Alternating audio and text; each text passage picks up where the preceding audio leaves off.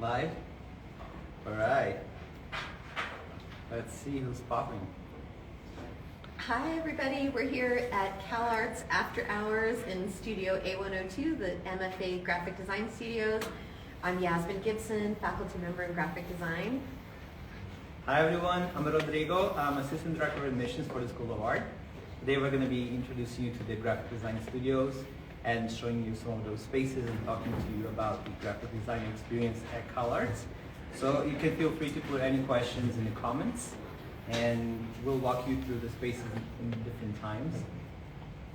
So we're going to start out by maybe talking to you a little bit about the graphic design program here at CalArts at the MFA level. You can see we're in a big studio, and one of the things that makes our programs unique here at CalArts is all of our graphic designers have a studio space in a shared studio. Our curriculum is rigorous. We think about graphic design as a cultural practice. So if you imagine, I gotta put my drink down for this kind of drink, the family-friendly kind of drink. If you imagine the Venn diagram where you've got professional practice on one side and independent creative practice on the other, a cultural practice is, I was just told I need to project. A cultural practice is that space in between where creative practice that's independent, artist-driven, and professional practice kind of overlap. And that's really where our program locates itself. We're aiming to educate creative producers who go on to shape the future of design. Yeah. And a bit about CalArts itself. We are located in Valencia, California, so we're not a really heavily populated center of Los Angeles, but we are close to it as well, so you're welcome to go back and forth. But a big part of the CalArts experience is to be immersive in this environment where you have students from all the different programs coexisting in this one building, and we have students from more than 55 countries, from more than 46 states in the United States as well. So it's a really multicultural community that we built here, and that kind of experience, it really kind of informs the work that we do as well, and that kind of gets internalized into the art practices as well, that a lot will come from those collaborations and cross-pollinations, as we like to call it. So maybe we can, if it's okay, take a walk around the studio. Okay, I got a thumbs up from Raphael, our camera operator, and I'm sitting here under a light that is like literally as big as the sun. So I don't know what's going to happen to the light as we move away. So the grads are all here. We made them be quiet. So they're all like huddled and whispering together. This is a shared studio. So each of our grads, like I said, has an assigned studio space, and this configuration of desks is actually their configuration. They kind of chose to do this little, I don't know, are they hubs? What are they? Pods? Something. And over here we've got our teaching space. So our curriculum in the graphic design program is discursive. It's discussion and critique based. So we tend to meet around the table. Our cohorts are only about 7, max 10 students. So really small cohorts, very high touch, and our cohorts move through the program together. So the class that you start with is the class that goes with you through the program. In terms of teaching format, we tend to sit around the table, look at work wherever it is. Sometimes it's indoors, sometimes it's outdoors, sometimes it's in the ether virtual space. We've got these big, gorgeous windows that right now we're looking out onto the darkness, but they usually look out onto the beautiful California high desert landscape. We're walking through, sharing state secrets here, some of our students' desks. We've got a little, that was Milo, our guard dog. Got a little bit of student work in progress on the wall. These are a couple of PMFA year projects that you'll hear about in a little bit. Got some keys in here. This is actually a printout of a web site, UI UX design from an alum. Shout out to Ella Rosenblatt at Rice University, where she's teaching. We've got another hub of students here, snacking. we've got a little in-studio library of artist books. Hey, Sadim. That the students can come and just check out. It's kind of on the honor system, a little ad hoc library, generously donated by Echelon Printing. Shout out to Echelon. Here we've got little lockers for students to keep their belongings safe. Peanut-free kitchen. No peanuts here. And then the archive we'll be stopping into in a little bit when Michael gets back. Dean, one of our alums is here. Hi. Sorry. But for now, I'm going to hand it over to Christian and Ashley. Christian is our instructor for VizLit, which is the seminar class for the PMFA year. So if you're interested in the 3-year MFA, which is for students who don't have formal education in graphic design, the 3-year MFA program's for you. And Christian and Ashley are going to take you through it.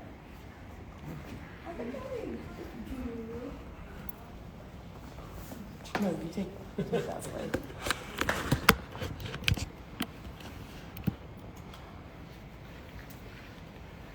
All right, well, we're going to talk about visual literacy, which is a core class for the pre-MFAs, PMFAs. So that's a 3-year program. So you'll spend your first year gaining some skills and just embracing the culture of design and kind of catching you up to speed. It's for students that don't have a degree in graphic design, but have a high interest and a high just passion and creativity for it and interest. And so it's a fun year where it's very direct and focused. And our class, Visual Literacy, which we're going to talk about, is a core class that spans the your entire first year. But it focuses on image making and conceptual ideation and a bunch of great formal exercises and critique where we're discussing and rationalizing and articulating our ideas through form and content. Yeah. It's been a super fun class. I feel like when you come into the 3-year program, you're kind of in a transition space, so you're coming from a different place of focus, like Christian said. And so being able to have a year where you can just kind of sit down and take a class that teaches you, okay, here's how we really talk about design and its relationship to the context of the world, and kind of building that language and building the foundation of here's how you work through a process for the first time, or just like building on the process that you've already started. That's super beneficial, and it's been really fun. Yeah, it's a mix of like learning by doing and by talking, as well as we'll bring in books and posters and look and talk about work outside of the projects we're working on, just to contextualize our work in the greater, wider world of graphic design. But we also talk about painting and film and how all these cultural art forms influence our making as designers. So it's pretty wide-ranging, and discussions are great. Yeah, I feel like that's one of the biggest things too, is you're learning a lot about yourself as a designer, but you're also learning a lot about your cohort. So Yasmin talked about having smaller cohort sizes, and that's just been super nice because you're getting inspired and you're around so many different forms of making and so many different interests, especially like being in the 3-year program, because like Amal came from character design and Adriana came from art and like the museum world, and I'm like not in any of those spaces. And so being able to see, okay, here's where people pull their inspiration from, here's where people are building their, like here's where their design really stems from. I don't know, I love it. I think it's super cool. Yeah, and I think you developing your own voice, the students are engaged in that. There are certain projects where there's a problem to be solved and certain activities to be done, but as the semester goes on, the projects open up and it really forces the student to think about what they're interested in, and visually and culturally and socially and politically and all these kinds of things as the assignments become more customizable. So that's also a great experience to understand yourself as a creative, even outside of graphic design proper, but like what are the ideas and the cultural interests you have, and how can we explore those through graphics? It's super funny that you bring that up because I know, like in classes, we'll be talking about something and we'll like reference a project that we had already worked on, and we'll be like, oh my gosh, it's funny, I'm catching myself doing the same thing as XYZ.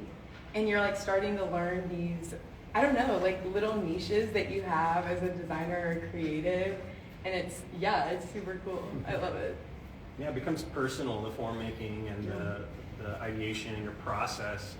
You start to see patterns in the work of each other, and it's cool to see that develop, especially at the PMFA year, where a lot of this stuff is fairly new, at least in a formal, organized setting like this, where everyone's kind of starting on an even playing field, which is really nice, and I think forgiving and freeing also.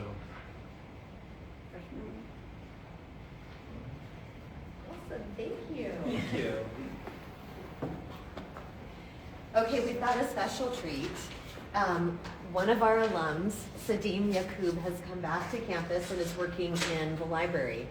Part of our special collections in the library is monographs, graduation books made by our graduating MFA2s. And we have a collection that goes back, how many years?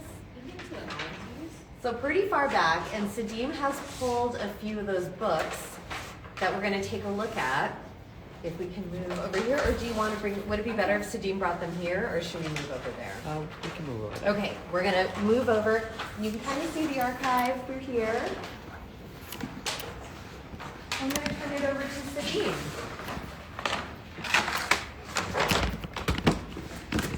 Hi everyone, I recently graduated in May of this year, and I thought I would pull some of the graduation thesis books that we've been doing, and our collection in the library goes back to the 90s. And these are just a couple of ones that I thought were interesting, significant. We can start over here. This is a book from 2006. It was by Jessica Wexler. And basically what it is that a thesis book is typically like a collection of your work from that year, or I think when it goes back, it's like from the 3 years that you're here, 3 or 2 years. Some students prefer to print it on their own and bind it on their own. Some students get it bound, and they're really interesting. And it's amazing that we have this collection to go back to and look at. Some of them are a bit more interesting in terms of like not being a traditional publication. This one, it looks like a publication. However, it is technically bound as bound, so you can't really open it. You can just, sort of experience the size and the shape of it. And this was from 2010. We have this one from 2008.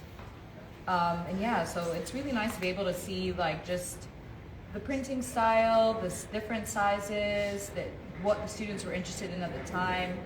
And you'll be able to see like correspondence in different works, and possibly things that are overlapping, and just like little cool treasure hunts and Easter eggs within the books. And then there's this one from 2004.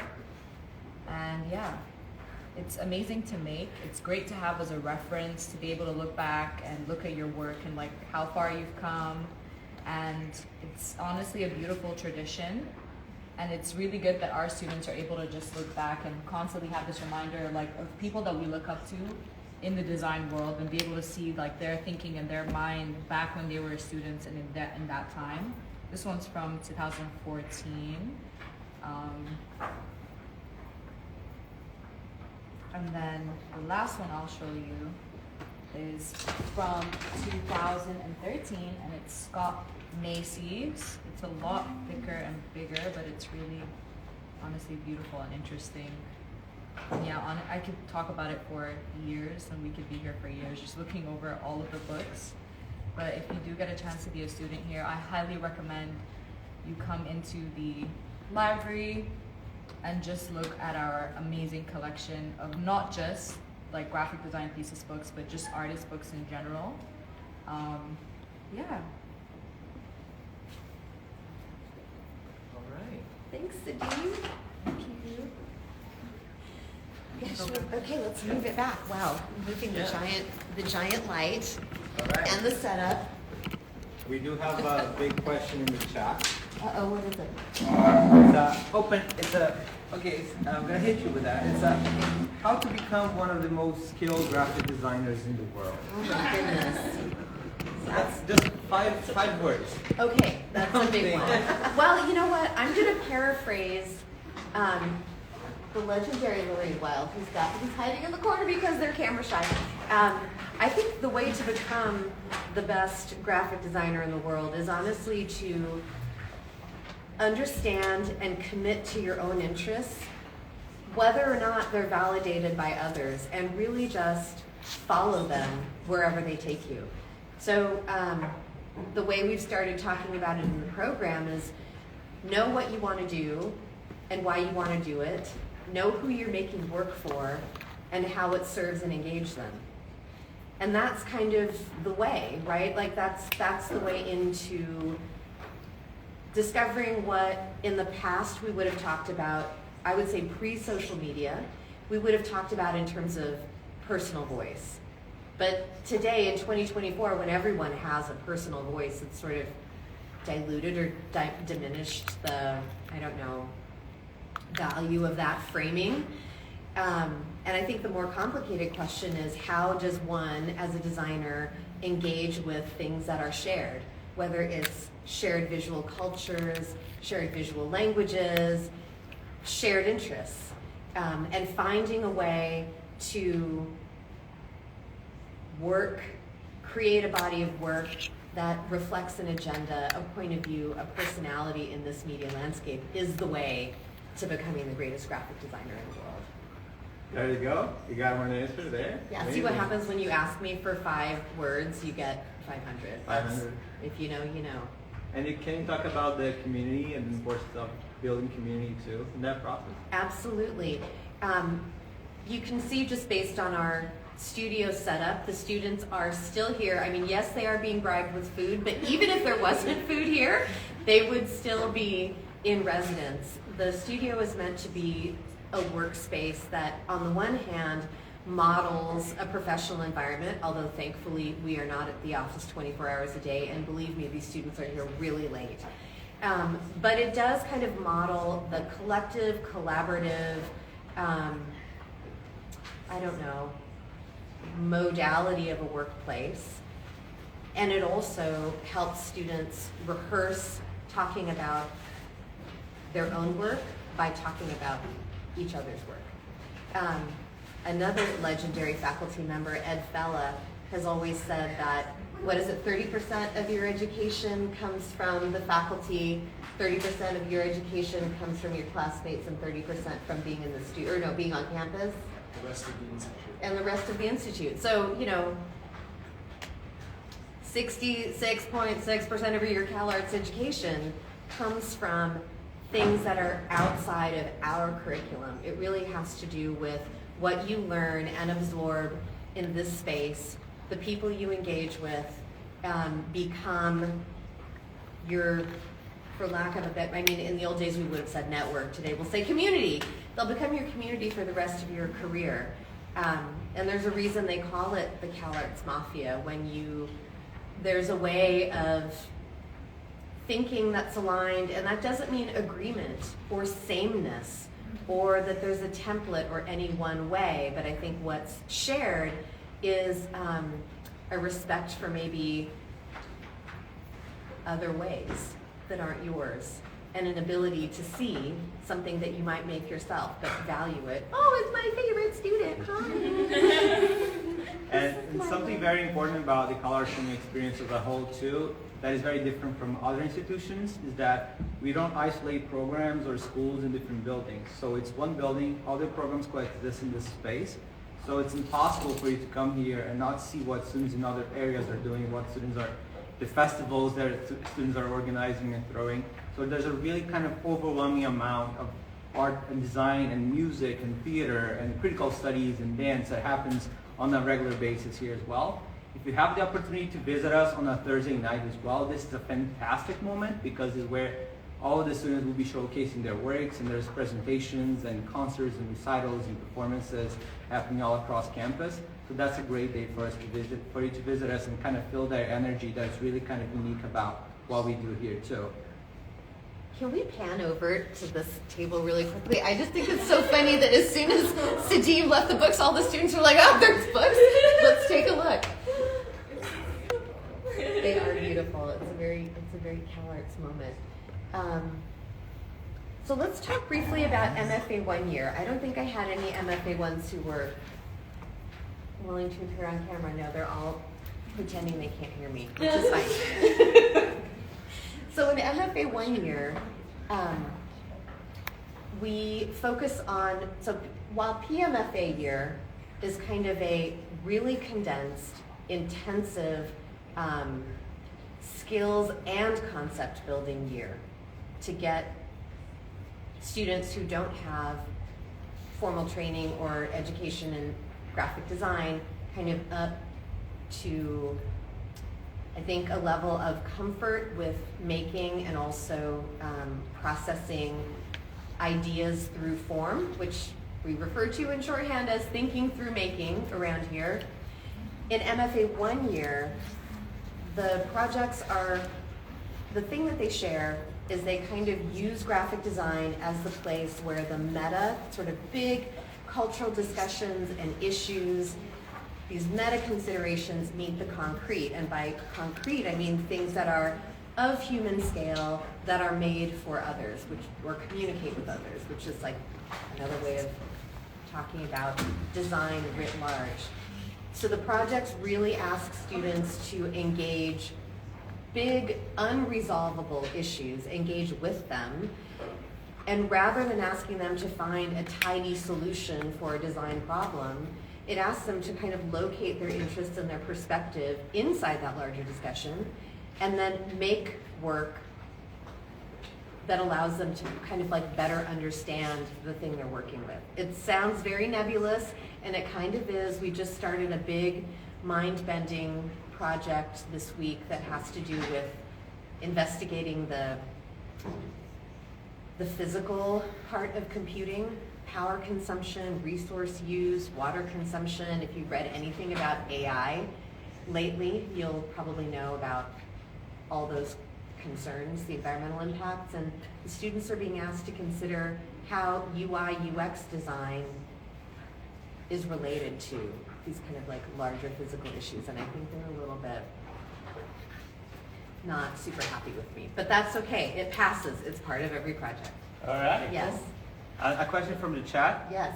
In an increasingly competitive market, what kinds of opportunities can I take here to improve my own presentation and the ways I can engage with professionals in the wider industry?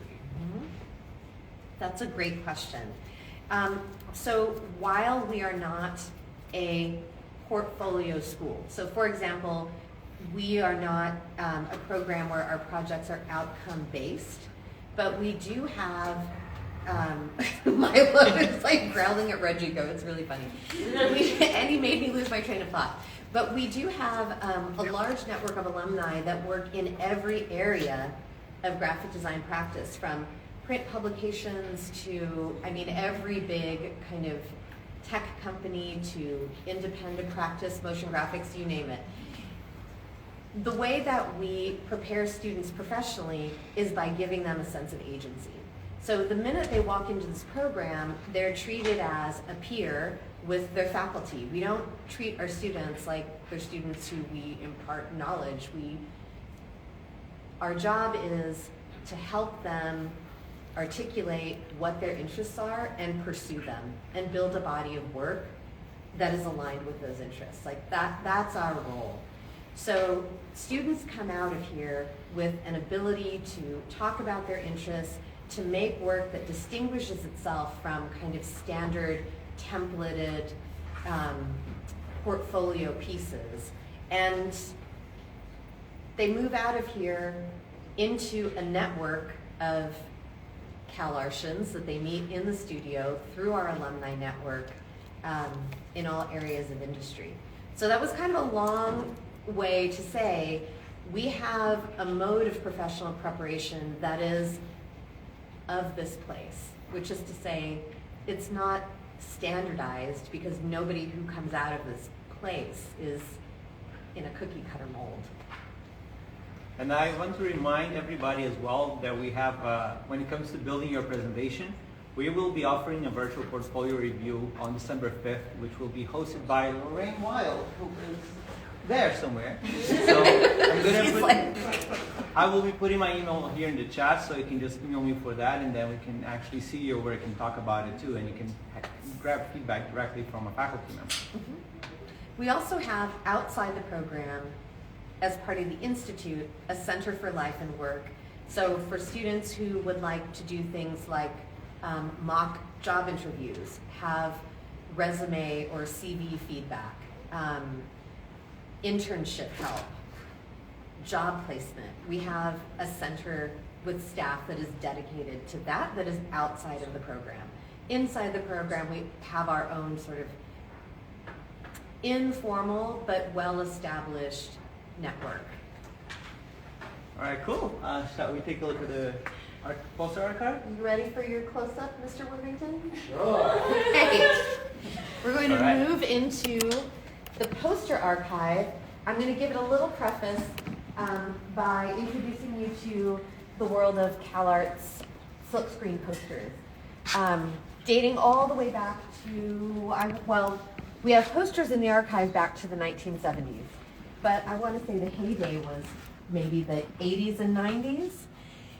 When a visiting artist comes to campus, the graphic design students will print a silkscreen poster for that artist in our print lab. They also print posters for Halloween parties, for other programs, and we have amassed an archive of how many thousand? About 5,000 posters in the archive, and there's 2,750 online in a database that you can go to at posters.calarts.edu. So you can basically look through any given year that you want to and see posters that were designed in that year. It goes all the way back to 1970 when the school started. If you find a poster that you like, you can also look at that particular designer, look at all of the posters that they made while they were a student here.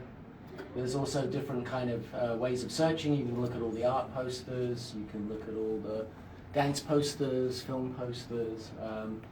So yeah, it forms a visual history of the Institute, as well as a history of the kind of trends of graphic design over the decades as well. And you can get to see people that visited, people that gave lectures, some of the various different activities that happen. Every year is a t-shirt show. Every year there's a kind of like a craft fair. And so that's the online database you can look at. But the other part of it, as well as the online database, there is a physical archive. So, for instance, we can look at CalArts has a theater and gallery space in downtown Los Angeles called Red Cat, and the students make posters for all of the events at Red Cat. So within these posters, within these flat files, there's literally thousands and thousands of posters. This one is particularly fun as an interactive piece. And then also the work is filed away in the archive by year as well. So you can literally go back and you can look at, if you wanted to look at what was happening in the 80s, for instance, you can go back and look at some of the really early work from the school. So you can see like the beginning of early kind of California New Wave, lots of different like shapes and spiders. And most of these things are online, and we really use them as a kind of research tool as well for students.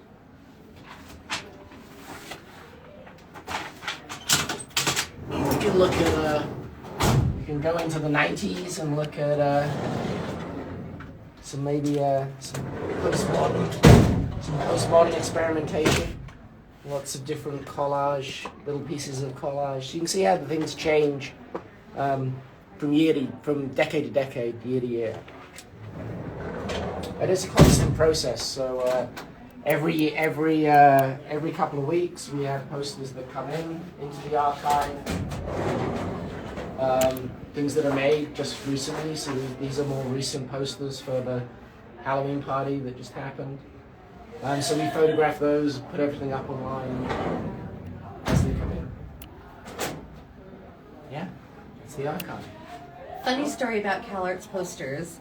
I don't know if this is still a thing, but when I was a student this was 03 to 05, the posters would go up for a visiting artist lecture. They'd go up the night before, and if it was a really cool poster, all of the posters would be stolen by students before the lecture happened the next day. So then we had to have a rule that you could not steal the posters until the lecture had happened. And then there was also some other kind of unwritten rule, agreement, social contract that you could put your name on the poster and claim it before the lecture happened. But there were a couple of lectures where the designer would get here and there were no posters on the walls because they'd all been stolen.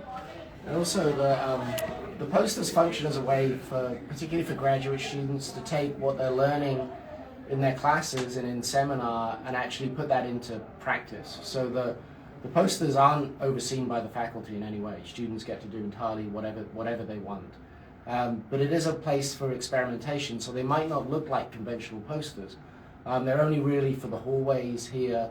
So often, as much as being a poster that's an advertisement for a lecture or a performance, they're actually, each of them is an individual piece of experimentation, formal experimentation by that designer. And one of the things we did a few years ago, I don't know if we can angle down. Oh, we can. Do you want to put it on the desktop?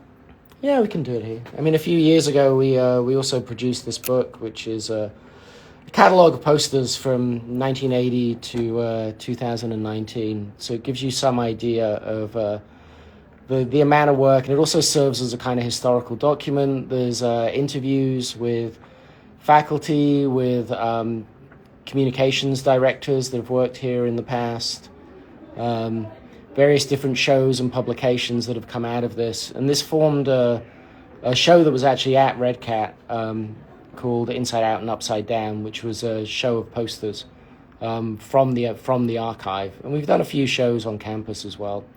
So you can see it goes all the way back to 1970s. And we actually had students and alumni work on the design of the cover for this book, where we gave them a kind of kit of parts. And so there's actually 70 different covers. So this one's designed by Jisoo Han, number 37 of 70. So each book, there were then 10 covers of each book. But they're all radically different, but they all are made of the same components, so they work as part of a larger system, which again is sort of part of the CalArts ethos, I think. Right, should we take it back outside? Yeah. How about we do one more studio walkthrough for anybody who's just joining us? Okay, where is... I'm going to see if I can hand it over to a student. Oh, Ashley, would you mind doing a studio tour? All right, guys, let's say studio tour. Of this studio? Yeah. Okay, awesome. Say good things about my desk. Okay, so these couches, we've actually had movie nights on them, which is super fun. So everybody who stays around in studio, like later, we have a girl in our cohort, her name's Amal, and she's like super obsessed with movies. So she's made us a list of all the movies we need to watch, and we're going down the list right now. This is actually her desk. You can tell that she's obsessed with film. I mentioned her earlier. She came from a character animation background, which is super neat. This is my desk, the one with nothing on it, because I'm kind of a clean freak. This is some of my work. We can look at it. So Yasmin told you guys I'm in my PMFA year, so it's my first year here. So this is something we're working on in Bizlit right now. It's logo design, so just kind of iterating ideas. And then I'm in a typography class with Michael, who you guys met in the poster archive. And we've done modern books, and right now we're doing type specimens. So that's kind of like fonts and typefaces, like really exploring what they do. This is Dylan's desk. Dylan is awesome. He's like the first person who talked to all of us when we came to CalArts. He is in his second year, but MFA 1. I'm pretty sure he's working on, they have a big project right now, so I'm not sure. But Dylan's super sick. This is, Olivia, is this your desk? That's Candace. This is Candace. This is you. Okay, this is Candace. Candace's desk. Candace, Olivia, and Zen, we passed her desk. We all played tennis one time. CalArts has tennis courts. They're awesome. This is Olivia's desk. Olivia always takes walks to like Vaughn's and Rouse, so she has the good snacks. This is Jayla's desk. And Jayla and Zen are actually collaborating on a project right now, so a lot of the designers and cohorts together, they'll come together and start, like they'll be like, hey, I'm super interested in XYZ, and somebody else will be like, oh my gosh, same. And so they can kind of do these side projects and yeah, really get working together, which is super nice. We always keep blankets and beach towels because Jayla and I went to the beach. But blankets because sometimes it gets cold and you get used to being in super warm weather. This is Becca's desk. She's a PMFA just like me. This is a poster from a museum that we went to, and it was really focused on like the materiality and like how we use it and like things that affect our environment. It was super cool. The poster is designed by a girl who's an MFA 2 here. So it was fun to see like her work in real context, I guess. This is Bridget's desk. Say hi, Bridget. Hey. Bridget came from an animation background, which is super sick. This is Kat. Kat has a dog. She always brings the dog to the studio. And Kat sends me stickers on iMessage, so I feel special every day. This is our kitchenette. We actually use it a lot. It's super nice to just like be able to grab a snack, especially between classes, since you're in studio so long. In a good way, obviously.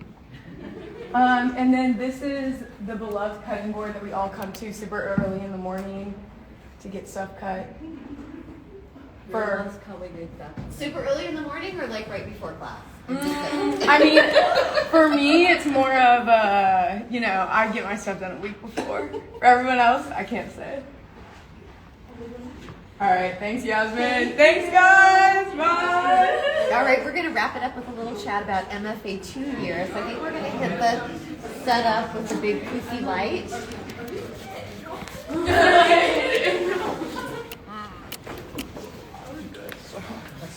It is, right?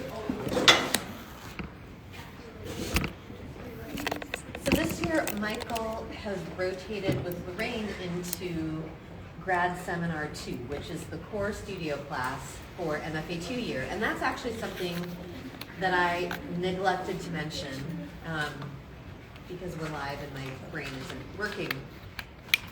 Every year in the graphic design program, every year level is anchored by a core studio that meets for 6 hours per week, twice a week, 3 hours on Mondays, 3 hours on Thursdays for Vislit and Grad Seminar 1, which is MFA 1 core studio, and then all day Wednesday for the MFA 2 core studio, which is Grad Seminar 2. So during that time, the cohort is together. So all of our MFA 1s are in seminar together 6 hours a week, all of our PMFAs, and same with the MFA 2s. You're with a consistent faculty member, so it creates a sense of community and knowledge of each other's interests and work. So by the time students get to MFA 2 year, all of the faculty, because our faculty is quite small within graphic design, and all of the students have a really good sense of each other's interests, personalities, skills, and goals. So anyway. So this year, whereas PMFA and MFA 1 are fairly structured, MFA 2, which this year is being taught by Lorraine Wild and myself, is much more open-ended. So you should also know that our curriculum is constantly in kind of evaluation and changing. We're always kind of trying to rethink and update things. So we're rethinking it a little bit this year. And so what we've been doing is this first semester we've worked on two kind of almost like pre-thesis projects where students are creating something entirely their own making, both in terms of concept and in terms of form, in terms of outcome, in terms of research as well. With the idea that it's a kind of prototyping platform and a way to test out these ideas to see if there's enough there or it leads to something more interesting that they might then develop in the second semester. And the second semester is really like a full thesis semester where you're working on one really in-depth project, carrying out research, maybe working with other faculty, as well as kind of making form and trying to make a finished project by the end of the year.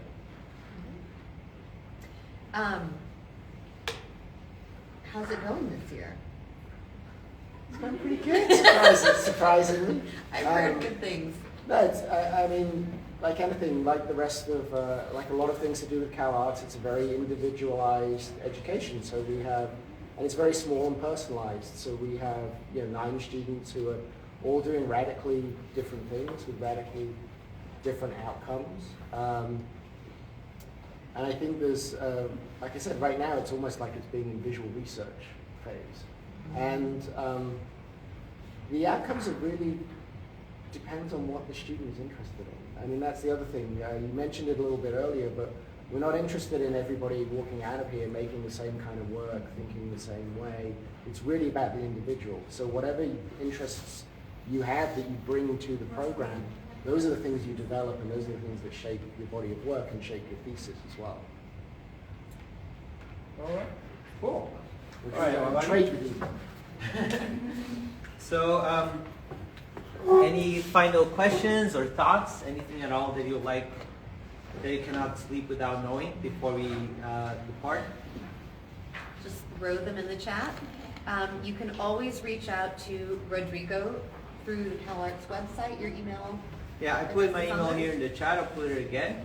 We also have campus tours available every day, basically. So you can also email me for that too. And then the application deadline is January 5th. So make sure you include everything you need in your application by the deadline. So you have a month and a half to work on that.